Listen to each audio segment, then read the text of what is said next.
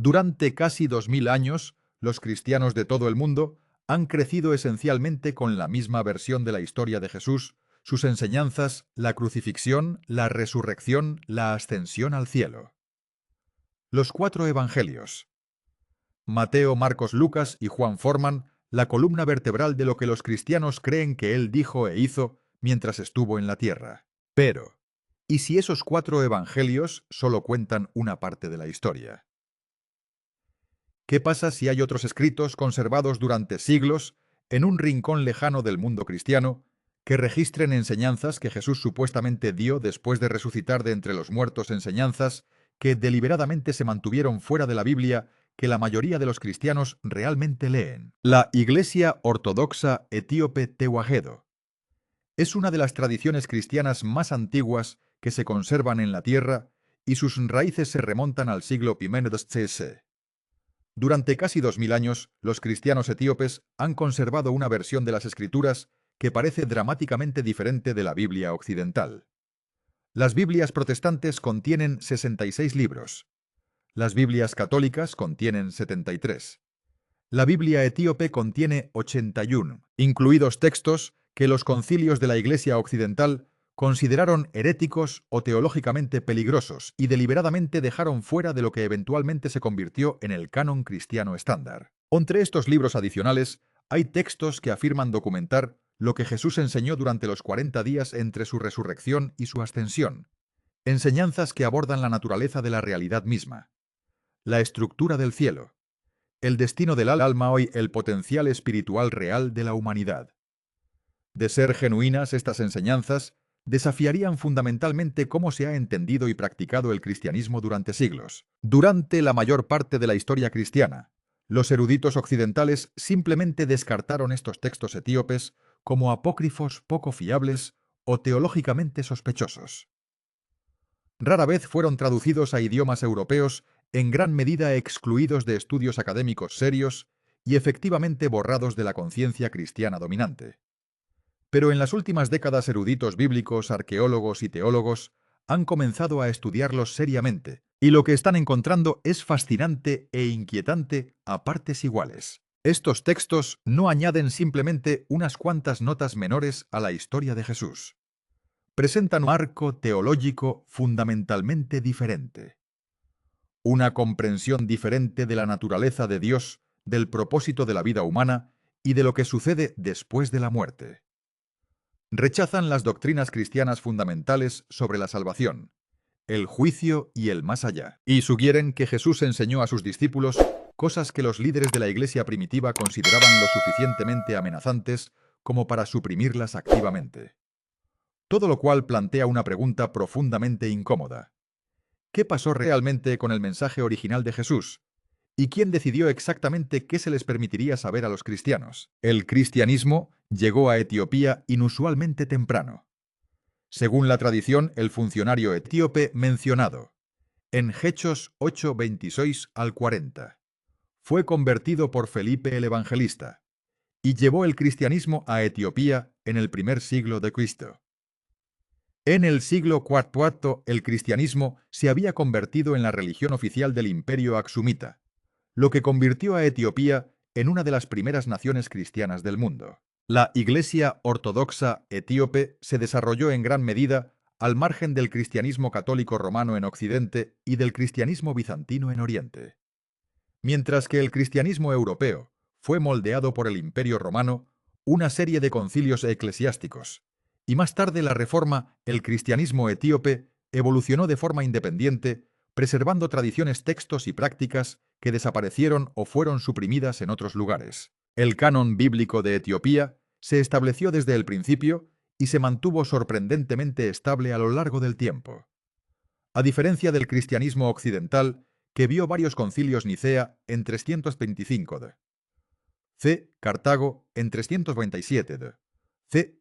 en 1546. Debatieron exactamente qué libros pertenecían a las Escrituras. La Iglesia etíope simplemente mantuvo intacto su propio canon, uno que incluía textos que los cristianos occidentales trataban como apócrifos o abiertamente heréticos. La Biblia etíope está escrita en Ge'ez, una antigua lengua semítica que ya no se habla hoy pero que aún se conserva como lengua litúrgica de la Iglesia.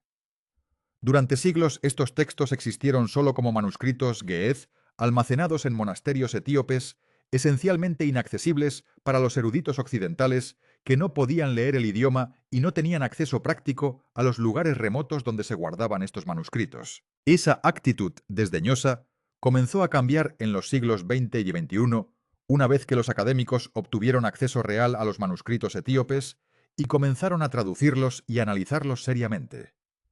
Lo que descubrieron desafió los supuestos básicos sobre el cristianismo primitivo y la historia bíblica misma. Los evangelios canónicos no dicen casi nada sobre lo que realmente enseñó durante ese periodo. Hay un puñado de breves apariciones de resurrección, algunas instrucciones finales a los discípulos y luego la ascensión. La sustancia de sus enseñanzas durante este periodo crucial, cuando supuestamente poseía un cuerpo resucitado y un conocimiento completo para compartir, está casi completamente ausente en las escrituras occidentales. Los textos etíopes pretenden llenar exactamente ese vacío, y lo que describen es considerablemente más elaborado, detallado y teológicamente provocativo que cualquier cosa que se encuentre en los evangelios canónicos. Uno de los textos más importantes es el libro de Enoc, parte del canon etíope, pero excluido de las Biblias católicas y protestantes. Enoc se cita directamente en el Nuevo Testamento, en Judas 1, 14 al 15. Lo que sugiere que los primeros cristianos lo consideraban material autorizado, pero finalmente fue eliminado por completo del canon occidental. Pero más directamente relevantes, para las enseñanzas posteriores a la resurrección, son los textos que afirman específicamente preservar las propias palabras de Jesús después de resucitar de entre los muertos. Estos incluyen partes del Apocalipsis etíope de Pedro, junto con enseñanzas conservadas en otros manuscritos que describen a Jesús revelando conocimientos ocultos a sus discípulos. Según estos textos, Jesús usó esa ventana de 40 días para enseñar a sus seguidores material que no había compartido durante su ministerio público, no parábolas ni instrucción moral, sino conocimiento esotérico sobre la estructura de la realidad misma, la naturaleza del alma, los mecanismos de la salvación y lo que realmente sucede en la otra vida. Las enseñanzas en sí son específicas y detalladas. Describen múltiples cielos, cada uno con características distintas. Explican que las almas pasan por un proceso de purificación después de la muerte que no se parece en nada al simple binario cielo-infierno en el que crecieron la mayoría de los cristianos occidentales. Sugieren que la salvación no es un evento único desencadenado solo por la creencia, sino una evolución espiritual gradual que puede continuar mucho después de la muerte. Lo más controvertido es que, según estos textos etíopes, Jesús supuestamente enseñó que los humanos tienen un potencial divino genuino, que la práctica espiritual no se trata solo de adorar a una deidad externa, sino de desarrollar capacidades divinas que ya existen dentro de uno mismo. El reino de Dios en este marco no es puramente un destino futuro, sino un estado de conciencia alcanzable a través de la disciplina espiritual. Estas ideas suenan más cercanas al misticismo oriental o al cristianismo gnóstico que a la doctrina católica o protestante estándar, y ese parecido no es accidental. El cristianismo primitivo era mucho más diverso desde el punto de vista teológico de lo que la mayoría de los creyentes modernos creen, y el proceso de estandarización de la doctrina cristiana implicó excluir activamente estas perspectivas alternativas. Cuando los eruditos occidentales obtuvieron acceso por primera vez a los manuscritos etíopes y comenzaron a traducirlos en los siglos XIX y XX, quedaron realmente desconcertados por lo que encontraron. No se trataba de variaciones textuales menores ni de adiciones triviales. Representaban marcos teológicos fundamentalmente diferentes atribuidos directamente al propio Jesús. Eldor Richard Bauckham, un destacado estudioso del Nuevo Testamento, pasó años examinando manuscritos etíopes y los describió como preservando una corriente distinta de la tradición cristiana primitiva, una que se desarrolló independientemente de lo que eventualmente se convirtió en el cristianismo ortodoxo dentro del Imperio Romano. Otros investigadores han señalado sorprendentes paralelismos con los rollos del Mar Muerto, los textos gnósticos descubiertos en Nag Hammadi y otros escritos cristianos primitivos que fueron suprimidos o perdidos en otros lugares, sugiriendo que la Iglesia etíope había conservado elementos del cristianismo primitivo, eliminados deliberadamente en otros lugares. El Concilio de Nicea en el año 355 d.C., convocado bajo el emperador Constantino, no resolvió simplemente cuestiones doctrinales sobre la naturaleza de Cristo.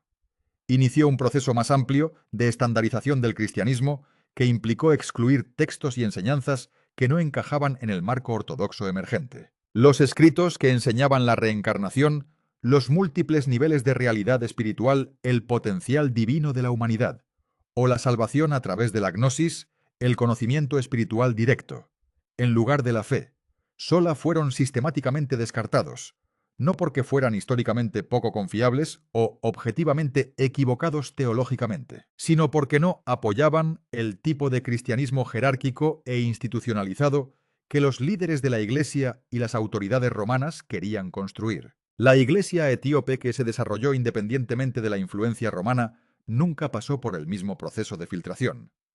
Conservó textos excluidos en todas partes, aferrándose a una versión de la fe más diversa y teológicamente compleja. Entonces, ¿qué afirman exactamente estos textos etíopes que Jesús enseñó después de su resurrección? ¿Cuáles son las ideas específicas que se consideran demasiado peligrosas para la corriente principal del cristianismo? Primero, la estructura real del cielo y la otra vida. Según estos textos, Jesús describió el cielo como si contuviera múltiples niveles, 7 o más reinos distintos, cada uno con sus propias características y poblados por diferentes órdenes de seres, lo que se hace eco de las descripciones encontradas en el libro de Enoc, y contrasta fuertemente con el simple binario de cielo o infierno enseñado en la tradición occidental. Según se informa, Jesús enseñó que las almas no proceden inmediatamente a la recompensa o al castigo eterno después de la muerte. En cambio, se someten a un proceso de purificación, aprendizaje y desarrollo espiritual continuo, algo más cercano al concepto católico del purgatorio, en sí mismo controvertido y rechazado por los protestantes, pero considerablemente más elaborado, lo que sugiere múltiples etapas de evolución espiritual continua después de la muerte. Segundo, la naturaleza real del juicio. Estos textos sugieren que Jesús enseñó que el juicio no es un evento decisivo único en el que Dios asigna a cada alma su destino eterno, sino un proceso continuo en el que las almas esencialmente se juzgan a sí mismas basándose en la comprensión espiritual que han alcanzado.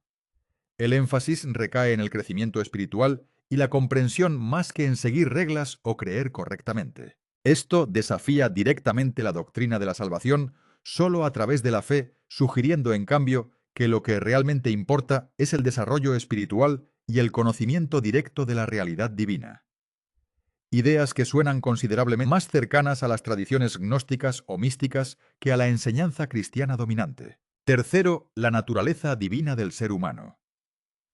Quizás la afirmación más provocativa de todas es que estos textos sugieren que Jesús enseñó que los humanos llevan esencia divina dentro de ellos, y que el objetivo de la práctica espiritual no es simplemente adorar a un Dios externo, sino darse cuenta de la propia naturaleza divina.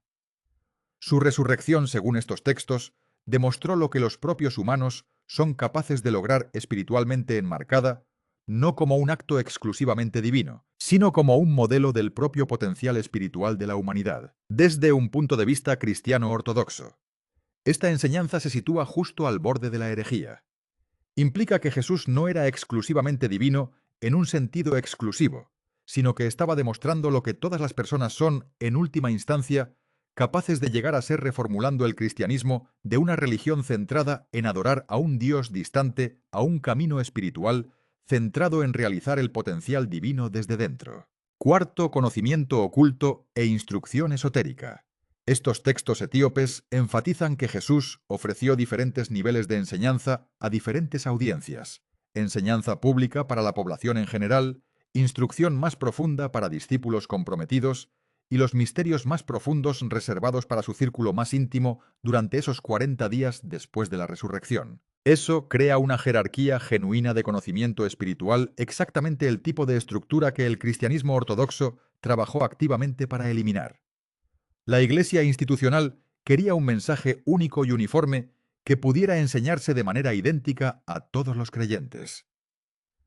La idea de que las verdades más profundas estaban reservadas solo para quienes seguían una práctica espiritual avanzada amenazaba directamente esa uniformidad. Quinto, revelación continua. Algunos de estos textos sugieren que la revelación espiritual no se detuvo con la ascensión, que el Espíritu Santo continúa revelando la verdad a cualquiera que desarrolle la capacidad espiritual para recibirla, lo que significa que las Escrituras no son un canon cerrado, sino un proceso continuo de comunicación divina. Esta idea socava el concepto de sola escritura, que se volvió central para el cristianismo protestante. Si la revelación es genuinamente continua, la autoridad institucional, construida en torno a la interpretación de un texto fijo, se vuelve mucho menos importante que el crecimiento espiritual individual y la experiencia divina directa. Si son auténticas estas enseñanzas, representan una versión radicalmente diferente del cristianismo de lo que la mayoría de los cristianos occidentales practican hoy en día. Lo que plantea la pregunta obvia: ¿por qué fueron excluidos en primer lugar?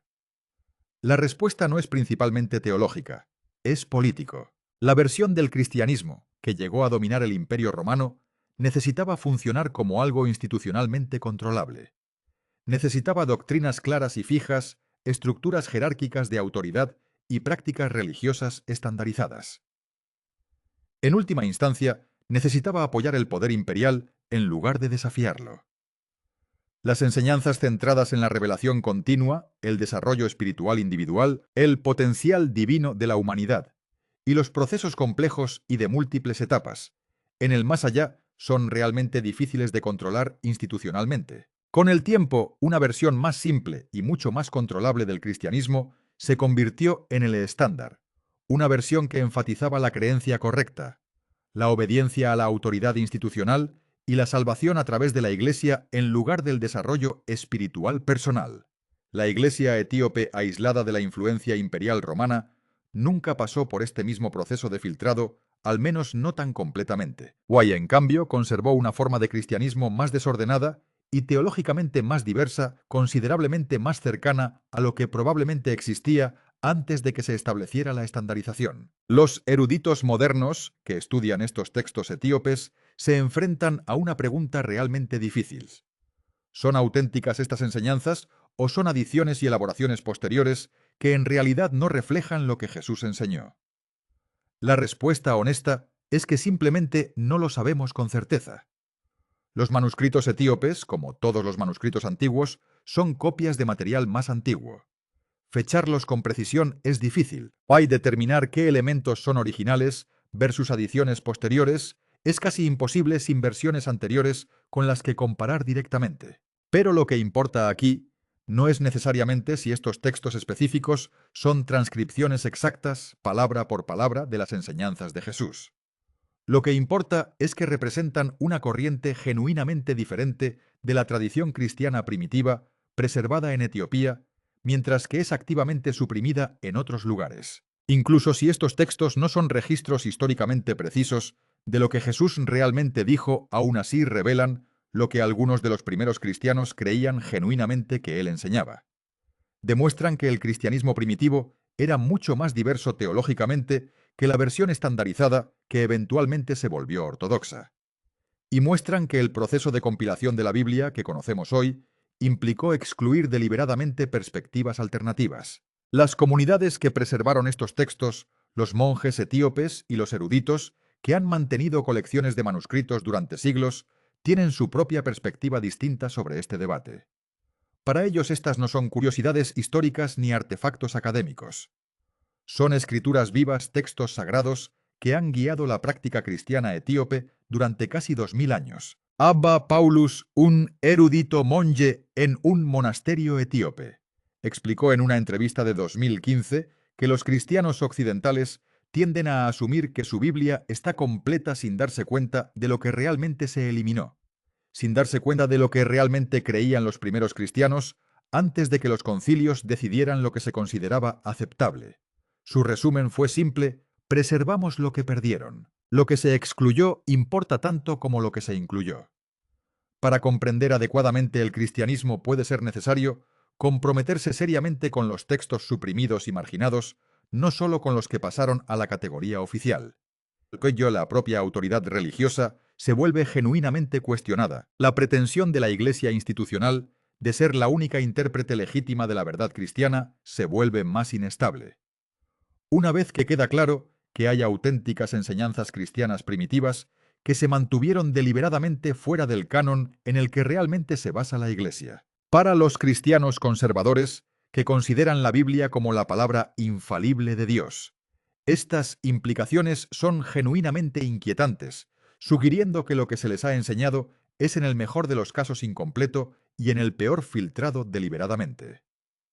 Para los cristianos progresistas, interesados en recuperar tradiciones suprimidas y perspectivas alternativas, estos textos etíopes representan un auténtico tesoro de diferentes maneras de entender la fe.